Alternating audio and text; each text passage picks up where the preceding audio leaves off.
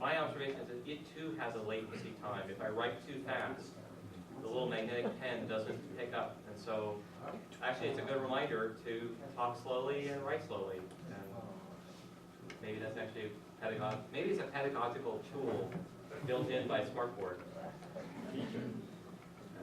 Because the only thing you really lose is the ability to underline with emphasis really quickly. But, so apart from the technical stuff, which, as I said, and I'm trying to emphasize, you don't generally have to worry about, and that's why we have people who know what they're doing. Not that we don't know what we're doing, but, well. So one thing to keep in mind that's really important if you haven't made videos before, haven't thought about it, you're not translating one lecture into one video. Right? The video, it's about 6 to 8 minutes, that's a good target. Longer than that, students just don't watch. So you're not trying to take a 50-minute lecture and make it into a 6 to 8 minute video. The nature of lecturing is you take a semester's worth of material and you have to break it up into 50-minute chunks. So, and that's a limitation. Sometimes you hit the end of the class and you haven't quite finished yet, so you have to wait until the next class. It's not really a limitation that you have with videos, apart from the attention span of your audience. You need to break up not by 50 minutes, but by topic. So make one video about one topic. What constitutes one topic? Well, it's usually something you can talk about in about 6 to 8 minutes. There are these general rules, not unbreakable, but it's a 6 to 8 minute topic. That's a pretty good sense of what should go into one video. So you may have 1 week's worth of lectures, what would normally go into 2.5 hours of lecturing, into some number of videos. It's usually not going to be 2.5 hours of videos, because there's a lot of stuff that goes on in the classroom that doesn't end up in one of these things. So there's no question and answer period, there's no, well, if you make a mistake, that's edited out, so at the beginning and the end, right? So it's usually less than 2.5 hours, usually considerably less. But always keep that in mind, right? You want to break these videos up by topic into reasonably manageable chunks. And when I say I shouldn't insult the attention span of anyone, it's very difficult for anyone to watch a long video on the internet.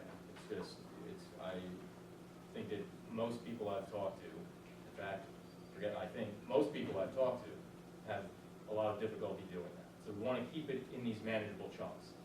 If you need to make a video, if there's one topic, maybe an experiment, say, that takes a half an hour to get through, break it up into multiple videos, 3 or 4, I'd say at least.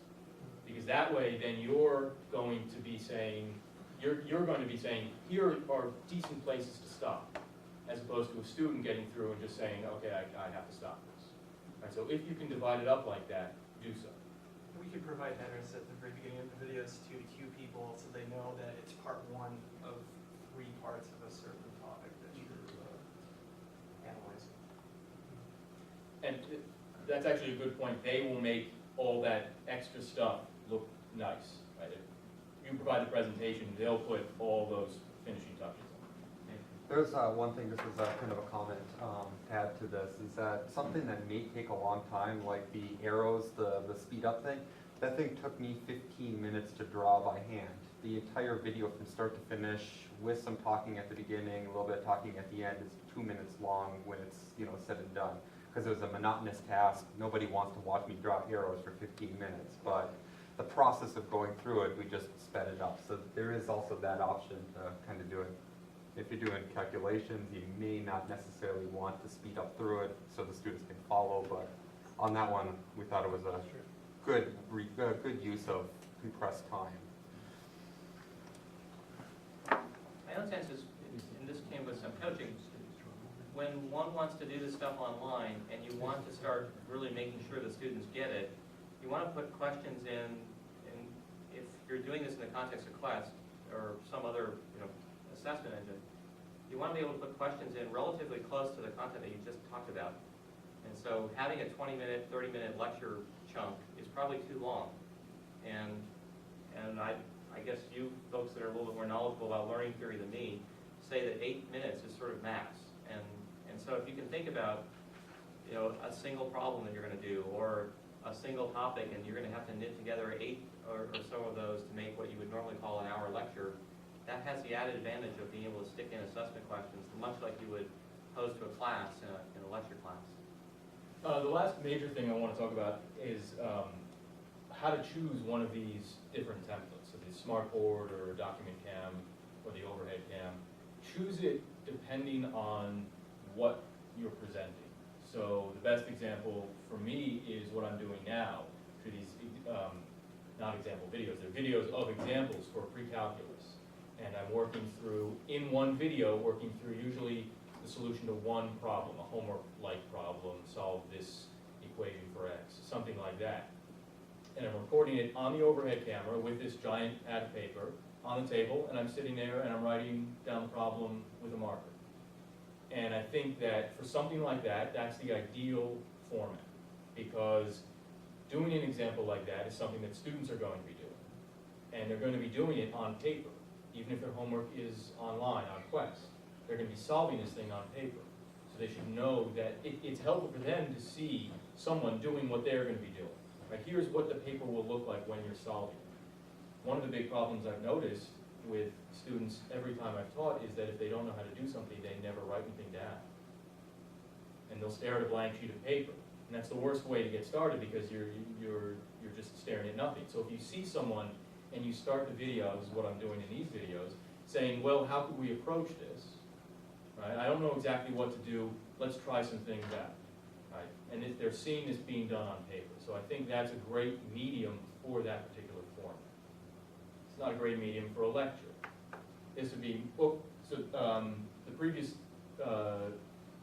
image that we had paused there is a better medium for a lecture, because you could have things like the quotation at the bottom of the screen that you don't want to take the time to write down, but it's nice to have there. You can highlight things in color, but you still, with the Smartboard anyway, you can still draw on it, annotate it by hand. So that's a better format for a lecture. Try not to, you can change the medium, right? But do so carefully. So if you're doing all of your lectures at the Smartboard, don't all of a sudden do a lecture on the overhead cam right, unless you have a good reason. Maybe you have to do it at home and because you waited too long. That's one reason. If you have to do an experiment in a lab, right, that's a good reason to have a video and some pattern other than the pattern that you've set. But setting a good pattern for the students so they know what to expect. So they know when you're writing on the overhead camera, this is going to be an example. When you're up at the Smartboard, this is going to be a lecture. So that the medium is sort of transparent to them. Right? They know exactly what to expect just by looking at the video. It's very helpful. The last thing, this is less important, but it's something to keep in mind. You don't have to be on camera. You can do just, if you're on the document cam, your hand will be on there, likewise the overhead camera. If you're doing a Smartboard, if you just do the screen capture, you won't be on camera. Your voice will be, but you won't be. If you're going to be on camera, you may be a little nervous. This is okay. It's just like talking in front of a group of people. First time you do it, you're a little nervous. You get used to it. Just like in front of the camera, you may be a little nervous the first time, you'll get used to it. I think it took me one time to get used to it, so it's pretty easy. There aren't too many other technical things that you should have to worry about. Again, that's why we have Ryan Farley to take care of things.